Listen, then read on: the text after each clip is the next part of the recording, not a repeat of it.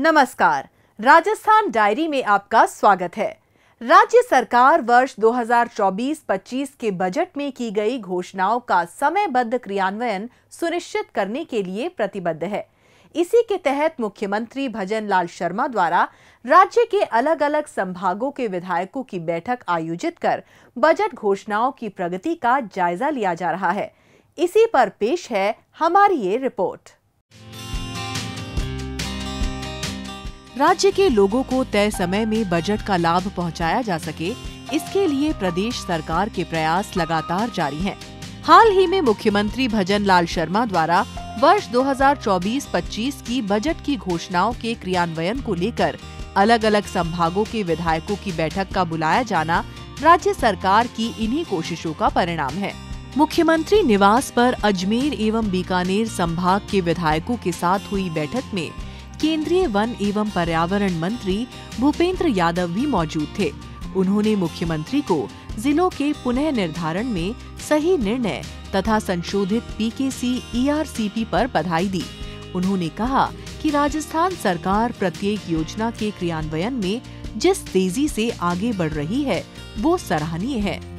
इस बैठक में अजमेर एवं बीकानेर संभाग की बजट घोषणाओं की वित्तीय स्वीकृति, जमीन आवंटन और प्रगतिरत कार्यों के संबंध में विस्तृत चर्चा की गई। विधायकों ने जिलों के पुनर्गठन के निर्णय पर मुख्यमंत्री को बधाई दी। इस दौरान मुख्यमंत्री ने कहा कि सभी विधायक अपने जिले में प्रशासन के साथ मिलकर लगातार बैठकें लें, ताकि बजटीय घोषणाओं की नियमित मॉनिटरिंग सुनिश्चित की जा सके। उन्होंने आश्वस्त किया कि इन घोषणाओं की क्रियान्विति में संसाधनों की किसी भी स्तर पर कमी नहीं आने दी जाएगी। मुख्यमंत्री ने कहा है कि बजट में की गई हर घोषणा का जमीन पर क्रियान्वयन सुनिश्चित हो, जिससे जनता को राहत मिल सके। विकसित राजस्थान 2047 की लक्ष्य प्राप्ति के लिए बजटीय घोषणाओं को सही समय पर और प्रभावी तरीके से लागू किया जा रहा है। मुख्यमंत्री ने कहा कि राज्य सरकार युवाओं, महिलाओं, किसानों और श्रमिकों के कल्याण के लिए विभिन्न योजनाएं संचालित कर रही है। विधायक अपने क्षेत्र के लोगों से जुड़े और संवाद करें, ताकि इन जन कल्याणकारी योजनाओं का लाभ इन वर्गों को मिल सके। इसके साथ ही मुख्यमंत्री ने कहा कि विधायक आम जन की आकांक्षाओं के अनुरूप विकास कार्य करें और उनकी प्रत्येक समस्या का समाधान करें। मुख्यमंत्री ने विधायकों से कहा कि rising Rajasthan global investment summit के तहत हुए एमओयू को अपने क्षेत्र में धरातल पर उतारने के लिए जिला कलेक्टर के साथ निरंतर बैठक करें। उन्होंने कहा कि राज्य सरकार ने 10 नवीन नीतियों की घोषणा की है, इनका भी व्यापक प्रचार प्रसार किया जाए। उन्होंने कहा कि राज्य सरकार वर्ष 2027 तक राज्य को ऊर्जा क्षेत्र में आत्मनिर्भर बनाने के लक्ष्य के साथ काम कर रही है। राइजिंग राजस्थान समिट में भी ऊर्जा के क्षेत्र में सर्वाधिक एमओयू हुए हैं। साथ ही किसानों को दिन में भी बिजली उपलब्ध कराने के लिए हम प्रतिबद्ध हैं। इसी क्रम में मुख्यमंत्री भजन लाल शर्मा ने भरतपुर संभाग के विधायकों के साथ बैठक की। इस अवसर पर मुख्यमंत्री ने कहा कि विधायक सरकार एवं जनता के बीच की अहम कड़ी हैं। ऐसे में सभी विधायक क्षेत्र के लोगों के साथ संवाद करने से लेकर बजट घोषणाओं के क्रियान्वयन तक सक्रिय जनप्रतिनिधि की भूमिका निभाएं। उन्होंने कहा कि प्रदेश के हर क्षेत्र की जन आकांक्षाओं को पूरा करते हुए प्रदेश के विकास को गति प्रदान करना राज्य सरकार का लक्ष्य है।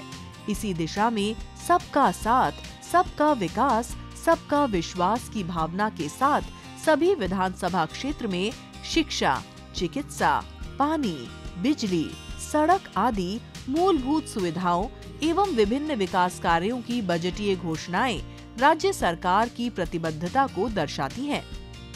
इस दौरान मुख्यमंत्री ने भरतपुर संभाग के विधायकों से विधानसभावार बजट घोषणाओं की अनुपालना में होने वाले विकास कार्यों की वित्तीय स्वीकृति, भूमि आवंटन और प्रगतिरत कार्यों के संबंध में चर्चा की। उन्होंने विधायकों से कहा कि क्षेत्र की आवश्यकता के अनुरूप आगामी बजट में शामिल किए जाने वाले जनहित के विकास कार्यों के सुझाव भी दें।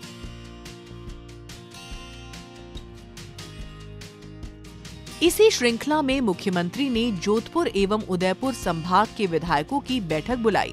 बैठक के दौरान मुख्यमंत्री ने जोधपुर एवं उदयपुर संभाग के विधायकों से बजट घोषणाओं के विकास कार्यों की वित्तीय स्वीकृति, जमीन आवंटन और प्रगतिरत कार्यों के संबंध में विस्तृत चर्चा की। मुख्यमंत्री ने कहा कि प्रदेश के सभी 200 विधानसभा क्षेत्रों में बजट घोषणाओं के क्रियान्वयन से सर्वांगीण विकास करना राज्य सरकार की प्राथमिकता है। उन्होंने कहा कि विकसित राजस्थान के संकल्प को साकार करने के लिए आधारभूत विकास के साथ ही प्रदेश में जन कल्याणकारी योजनाएं प्रभावी रूप से संचालित की जा रही हैं। इन योजनाओं का लक्ष्य समाज के अंतिम व्यक्ति को राहत पहुंचाते हुए उत्थान और कल्याण सुनिश्चित करना है। हाल ही में मुख्यमंत्री भजनलाल शर्मा ने डूंगरपुर यात्रा की। इस दौरान मुख्यमंत्री डूंगरपुर के खड़गदा में नदियों के संरक्षण एवं संवर्धन के लिए श्री राम कथा कार्यक्रम में शामिल हुए।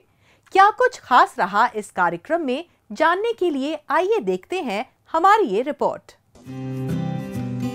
डूंगरपुर के खड़गदा में नदियों के संरक्षण एवं संवर्धन के लिए श्री राम कथा कार्यक्रम आयोजन किया गया। इस कार्यक्रम में मुख्यमंत्री भजनलाल शर्मा भी शामिल हुए। इस दौरान केंद्रीय जल शक्ति मंत्री CR पाटिल और अन्य गणमान्य अतिथि भी मौजूद रहे। इस अवसर पर मुख्यमंत्री ने कहा कि प्रधानमंत्री नरेंद्र मोदी की पहल पर जन भागीदारी से जल संचय का अभियान शुरू किया गया है। प्रदेश के 40,000 गाँव में जल संचय के कार्य किए जा रहे हैं। मुख्यमंत्री ने कहा कि खड़गदा एवं आसपास के क्षेत्र के ग्रामीणों ने 9 महीने की कड़ी मेहनत और दृढ़ संकल्प से 1 किलोमीटर के दायरे में मोरन नदी को चौड़ा और गहरा कर जल की उपलब्धता बढ़ाकर अभूतपूर्व कार्य किया है।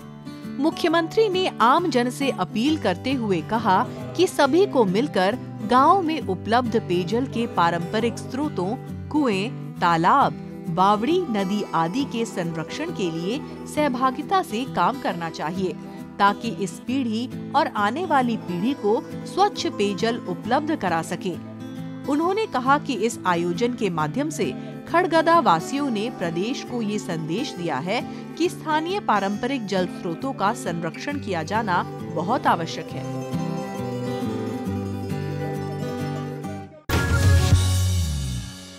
आइए अब डालते हैं एक नजर कुछ और खबरों पर। मुख्यमंत्री भजनलाल शर्मा ने जयपुर शहर में अल्बर्ट हॉल के नजदीक जरूरतमंद एवं निराश्रितों के लिए संचालित रैन बसेरे में व्यवस्थाओं का निरीक्षण किया। इस दौरान उन्होंने JLN मार्ग पर सड़क किनारे रह रहे निराश्रित लोगों एवं दिव्यांग जन को सर्दी से बचाव के लिए कंबलों का वितरण भी किया। उन्होंने सभी से आत्मीयता से मुलाकात कर उनकी कुशलक्षेम भी पूछी और राज्य सरकार द्वारा हर संभव सहयोग देने के लिए उन्हें आश्वस्त भी किया। उन्होंने अधिकारियों को निर्देशित किया कि जयपुर शहर में संचालित समस्त रैन बसेरों में विश्राम करने एवं शयन की आवश्यकता से रुकने वाले जरूरतमंदों को सभी मूलभूत सुविधाएं उपलब्ध कराएं। उन्होंने रैन बसेरों में साफ सफाई का भी विशेष ध्यान रखने एवं एंट्री रजिस्टर को अच्छे से मेंटेन करने के निर्देश भी दिए।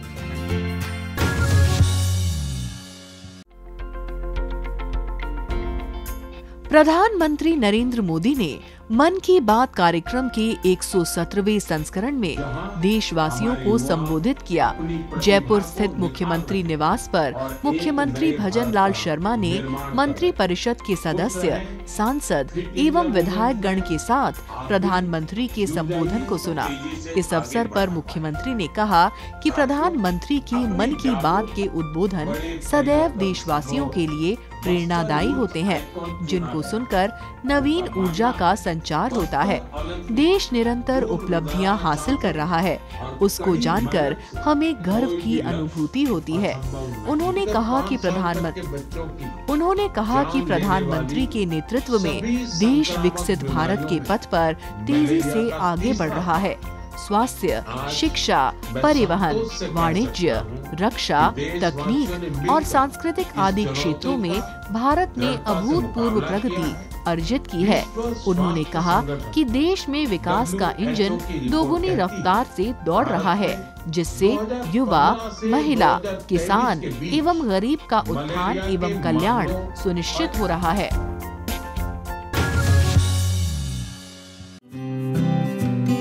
मुख्यमंत्री भजनलाल शर्मा के नेतृत्व में राज्य सरकार प्रदेश के औद्योगिक विकास एवं निवेश को बढ़ावा देने के लिए एक बेहतरीन विजन एवं रोड मैप के साथ कार्य कर रही है।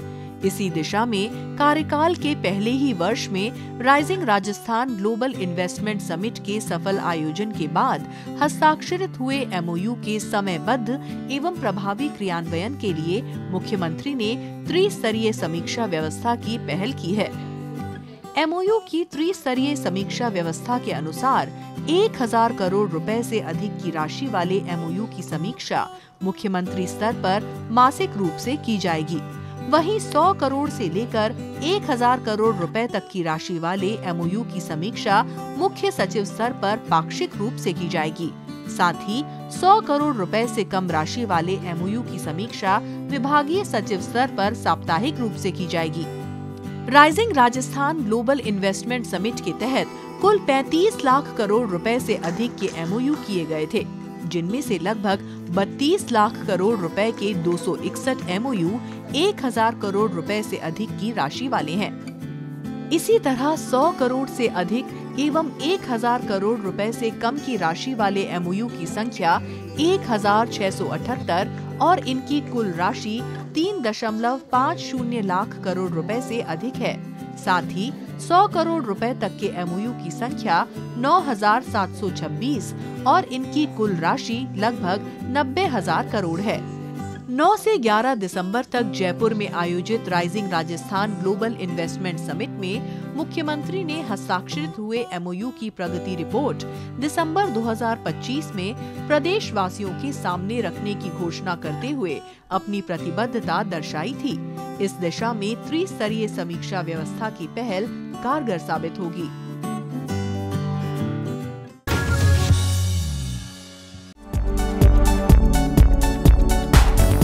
दिसंबर माह में पिंक सिटी जयपुर के पर्यटन स्थल सैलानियों से गुलजार रहे। खास तौर पर जयपुर की गुलाबी सर्दी का आनंद लेने देसी विदेशी पर्यटक यहां आते हैं। इस बार भी लाखों की संख्या में पर्यटक गुलाबी नगरी जयपुर आए हैं।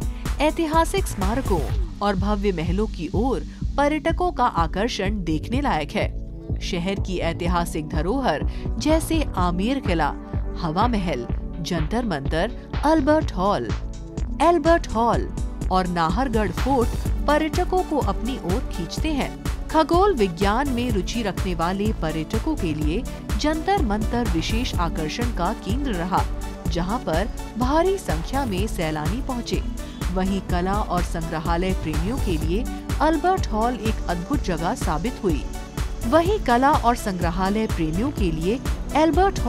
अद्भुत जगह साबित हुई। जहां पर पर्यटकों का सैलाब उमड़ा और उन्होंने ऐतिहासिक कलाकृतियों का आनंद लिया। इसके साथ साथ हवा महल भी पर्यटकों का पसंदीदा स्थल रहा, जिसकी खूबसूरती और स्थापत्य कला का पर्यटकों ने जमकर लुत्फ उठाया। सैलानियों ने तमाम पर्यटन स्थलों की खूबसूरती को अपने कैमरों में कैद किया। इतनी बड़ी तादाद में पहुंचे सैलानियों से साफ जाहिर है कि जयपुर न केवल भारत बल्कि विदेशी पर्यटकों के बीच भी एक पसंदीदा पर्यटन स्थल है। राजस्थान डायरी में आज बस इतना ही। अगले हफ्ते राज्य की नई गतिविधियों की जानकारी के साथ हम फिर होंगे हाजिर। तब तक के लिए दीजिए इजाजत। नमस्कार।